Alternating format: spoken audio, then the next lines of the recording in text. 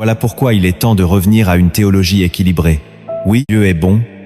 Oui, il veut ton bonheur. Oui, ses plans sont pleins d'espérance. Et oui aussi, il exige une réponse, l'obéissance. Il ne peut verser son vin nouveau dans des outres anciennes. Il ne peut confier des trésors à des cœurs rebelles.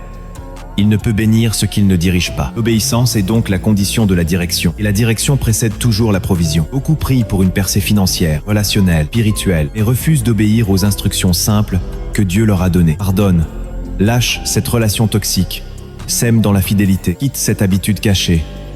Retourne à la prière du matin. Ce sont ces pas d'obéissance qui activent les miracles. Le peuple d'Israël ne vit pas la mer Rouge s'ouvrir avant d'avancer, mais parce qu'ils avancèrent. Ils ne virent pas les murailles de Jéricho tomber par la stratégie, mais par l'obéissance précise, jour après jour, tour après tour, même quand cela paraissait ridicule. Ce que Dieu cherche aujourd'hui, ce ne sont pas des chrétiens brillants, éloquents ou célèbres. Il cherche des cœurs obéissants, des hommes et des femmes qui n'ont pas besoin de tout comprendre pour dire oui, des croyants qui obéissent non par peur, mais par amour, car l'amour véritable obéit.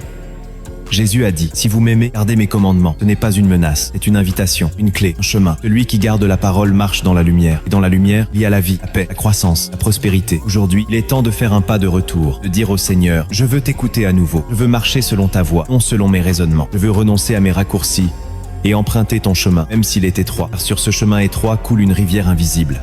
Et ceux qui y marchent trouvent ce que le monde ne pourra jamais offrir. La prospérité selon Dieu. Une prospérité qui ne se mesure pas qu'en bien, mais en paix, en faveur, en accomplissement divin. Une prospérité qui survit aux tempêtes, qui transcende les saisons, qui porte le sceau de l'éternité. Et toi, que choisiras-tu aujourd'hui? La voie du monde ou celle de Dieu? Le confort de la désobéissance ou l'appel de la soumission? Souviens-toi, chaque promesse de Dieu est accessible, mais elle a une clef. Cette clef, ce n'est pas l'agitation, ce n'est pas la comparaison, ce n'est pas la complainte, c'est l'obéissance. Et quand tu l'embrasses, quand tu l'aimes, quand tu la vis, tu verras le ciel s'ouvrir sur ta vie. Dans le royaume de Dieu, rien ne se libère au hasard. Chaque bénédiction est précédée d'une posture, et chaque élévation est le fruit d'un cœur aligné. Ce que l'homme naturel ne comprend pas, l'homme spirituel l'expérimente. L'obéissance ouvre les cieux. Elle est la porte par laquelle la puissance de Dieu descend dans la vie d'un croyant. Et si tu veux marcher dans la prospérité véritable, il te faut découvrir ces 10 principes bibliques qui révèlent le mystère de l'obéissance. Le premier principe, c'est que l'obéissance attire la présence de Dieu. Dans le livre de l'Exode, lorsque Moïse suit à la lettre les instructions données par Dieu pour ériger le tabernacle, la gloire divine descend sur le lieu. Ce n'est pas la beauté du décor qui attire la nuée, et l'effort humain, et l'obéissance fidèle à chaque parole. Dieu ne se manifeste pas là où ses lois sont ignorées. Il ne vient pas habiter dans la confusion, mais dans l'alignement. Beaucoup cherchent la présence sans écouter l'esprit. Ils chantent, prient, jeûnent et désobéissent dans les petites choses. Et ils se demandent pourquoi leur atmosphère spirituelle est stérile. Mais lorsque tu obéis, même dans le silence, même sans fanfare, la présence divine s'installe et transforme ton lieu de vie en sanctuaire. Le deuxième principe, c'est que l'obéissance établit la paix. Cette paix qui surpasse toute intelligence n'est pas le fruit du hasard. Elle est la récompense de ceux qui marchent dans les voies de Dieu. Proverbe chapitre 3 nous enseigne que la paix est attachée à l'observation des commandements. Un cœur obéissant est un cœur paisible, car il n'est pas divisé. Il n'est pas tiraillé entre le oui et le non, entre la chair et l'esprit. Il marche droit. Et celui qui marche droit dort en paix. Aujourd'hui, si ton âme est agitée, pose-toi la question. As-tu obéi à la dernière instruction que Dieu t'a donnée? Car parfois, l'agitation est le signal que tu t'es éloigné du chemin. Le troisième principe, c'est que l'obéissance active les promesses de Dieu. Les promesses de l'Éternel sont certaines, mais elles sont conditionnelles. Deutéronome chapitre 28 en est la preuve éclatante. Dieu y énumère une pluie de bénédictions, mais toutes sont précédées par une condition. Si tu obéis à la voix de l'Éternel ton Dieu, ceci est la charnière du ciel. Il ouvre ou ferme les écluses célestes. Trop de croyants réclament des promesses sans semer l'obéissance. Ils répètent des versets comme des mantras, espérant voir un miracle. Mais la parole n'est pas magique, elle est vivante, et elle répond à l'obéissance. Regarde Josué. C'est en marchant selon l'ordre de Dieu, en méditant la loi jour et nuit, qu'il vit la conquête du pays promis. Ce ne fut pas par force, mais par fidélité. Le quatrième principe, c'est que l'obéissance te donne la faveur de Dieu et des hommes. Proverbe chapitre 3 déclare que celui qui garde les commandements trouve grâce et bon sens aux yeux de Dieu et des hommes. Joseph, esclave en Égypte, trouva grâce partout où il allait, non parce qu'il était stratège, mais parce qu'il était obéissant. Même dans la maison de Potiphar, même dans la prison, il servait avec fidélité et la faveur divine l'accompagnait. La faveur est une monnaie céleste que l'on ne peut acheter. Elle est déposée sur ceux qui obéissent, même dans l'ombre. Le cinquième principe, c'est que l'obéissance libère la provision. Élie fut envoyé chez une veuve sans ressources, une femme brisée par la famine, préparant son dernier repas. Mais Dieu donna une instruction à travers le prophète, et lorsqu'elle obéit, farine ne manqua pas, l'huile ne tarit pas. L'obéissance créa une source invisible. La logique humaine aurait dit « garde ton dernier pain ». Mais la foi répond « obéis d'abord, et Dieu se charge du reste ». Quand tu obéis dans ta semence, Dieu pourvoit dans ta moisson. Beaucoup attendent de recevoir pour donner, mais le royaume fonctionne à l'envers. Donne d'abord selon l'instruction divine et tu verras la main du Seigneur pour voir au-delà de tes limites. Le sixième principe, c'est que l'obéissance brise les cycles de malédiction. Dans le livre de Josué, le peuple d'Israël est vaincu à Haï après la victoire éclatante de Jéricho. Pourquoi? Parce qu'un homme, Akan, avait désobéi à l'ordre de Dieu. Une seule désobéissance bloqua la prospérité de toute une nation. À l'inverse, quand l'obéissance est restaurée, la faveur revient.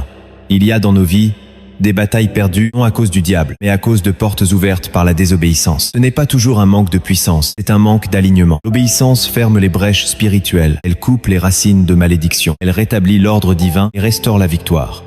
Le septième principe, c'est que l'obéissance accélère les percées divines. Dieu ne mesure pas le temps comme les hommes, mais il répond à l'obéissance rapide. Lorsque David fut envoyé par son père pour apporter du pain à ses frères, il n'hésita pas. Il se leva de bon matin et obéit. Ce simple acte d'obéissance fut la porte qui le plaça face à Goliath. Ce jour-là, un berger obéissant devint un roi en devenir. L'instruction d'aujourd'hui peut être le tremplin de ta destinée si tu réponds sans délai. Trop souvent, nous retardons l'ordre de Dieu par peur, par logique, par analyse. Mais le royaume se manifeste pour ceux qui agissent avec foi. Quand tu obéis promptement, tu montres à Dieu que tu lui fais confiance. Et cette confiance attire l'accélération surnaturelle. Ce n'est pas la durée de la prière qui impressionne le ciel, c'est la vitesse de l'obéissance. Le huitième principe, c'est que l'obéissance transforme les épreuves en tremplin. Daniel obéit à Dieu dans un environnement hostile.